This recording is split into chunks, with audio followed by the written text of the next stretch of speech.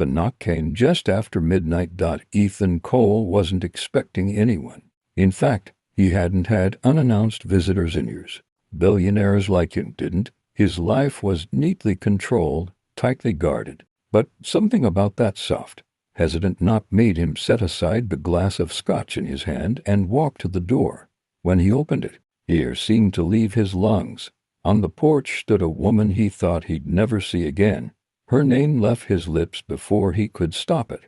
Naomi. She flinched as though the sound of it hurt her. Her face was thinner now, her once glowing skin dulled by exhaustion and streaked with grime. Strands of her coiled hair clung limply to her face, her clothes torn and hanging loose on her frame. But her eyes, the deep brown eyes that had haunted Ethan's nights for 7 years, were unchanged.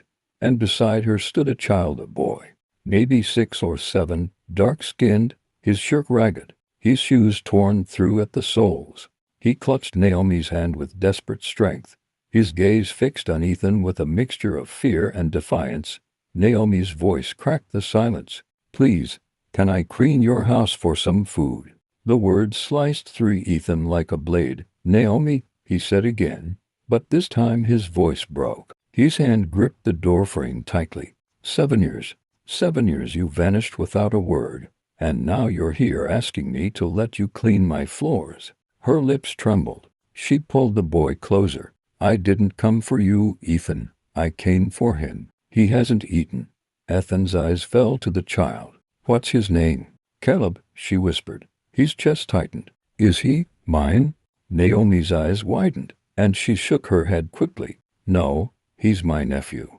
Ethan's thoughts spun. Her nephew. What happened to her family? Why was she standing on his doorstep at this hour, looking like she hadn't slept in days?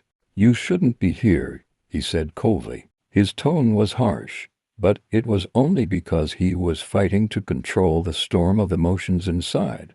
Naomi's lips quivered, but her voice didn't falter. "Please, just some bread. I'll scrub your windows, polish the floors, anything. I can't let him go another night hungry." Caleb tugged at her sleeve. His small, trembling voice broke through the air. "Auntie, it's okay. I'm not that hungry." But Ethan saw it. The way the boy wrapped his arms tighter around Naomi's waist. The way his eyes darted toward the fridge in the distance, as though hope itself was dangerous. Ethan's chest ached. This wasn't the Naomi he remembered. The Naomi he had once loved was vibrant, full of life, confident. The woman standing here now was gaunt, tired, worn down by years of pain. And yet still her spine was straight, her body positioned between Ethan and Caleb like a shield. "Why?" Ethan asked suddenly. His voice was sharp, desperate. Naomi blinked. "Why?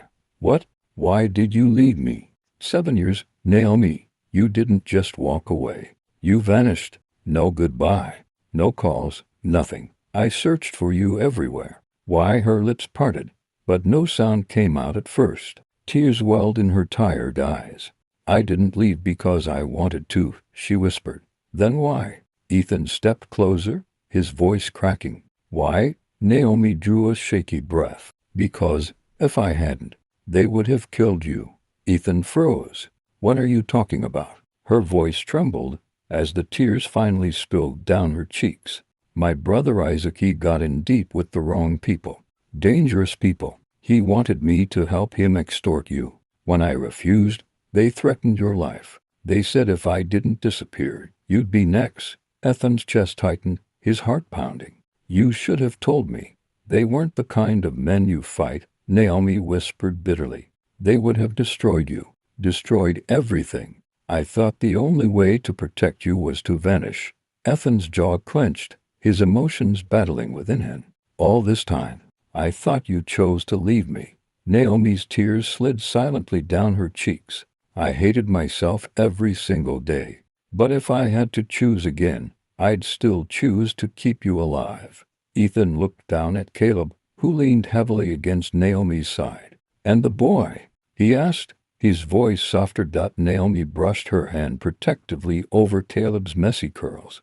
"My brother is gone. He left Caleb behind. I found him alone, hiding in an abandoned house.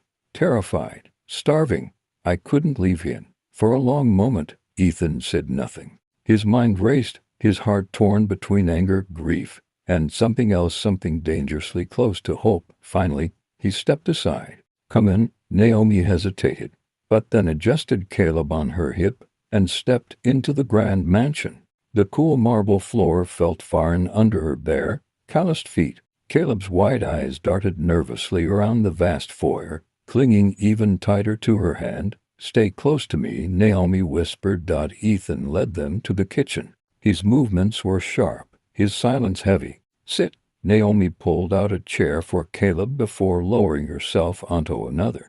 The boy's little chest rose and fell with exhaustion. Ethan opened the fridge, pulled out bread, fruit, and cheese, and placed them in front of Caleb. "Eat." The boy hesitated, glancing up at Naomi. She gave a tiny nod. "It's okay." Then Caleb ate hesitantly at first, then hungrily, as though he hadn't tasted food in days. Ethan's eyes never left Naomi. "Now talk," he said firmly. Naomi swallowed, her gaze fixed on Caleb as if drawing courage from him. "After I left, they kept me under watch. Every move I made, they knew. I couldn't risk reaching out. My brother thought he could use me to break you. When I refused, he paid the price. And Caleb had no one." Ethan rubbed his forehead, his voice low. "All this time, you were saving me." Naomi's voice cracked. "And losing myself." The silence stretched, broken only by the sound of Caleb chewing quietly. Finally, Ethan spoke. "You don't have to run anymore. Not from them. Not from me." Naomi's eyes lifted sharply. "What do you mean?" "I mean, you're staying here. Both of you. You're not spending another night on the streets." Her lips trembled. "Ethan, I can't ask." "You're not asking." He cut her off. "I'm offering."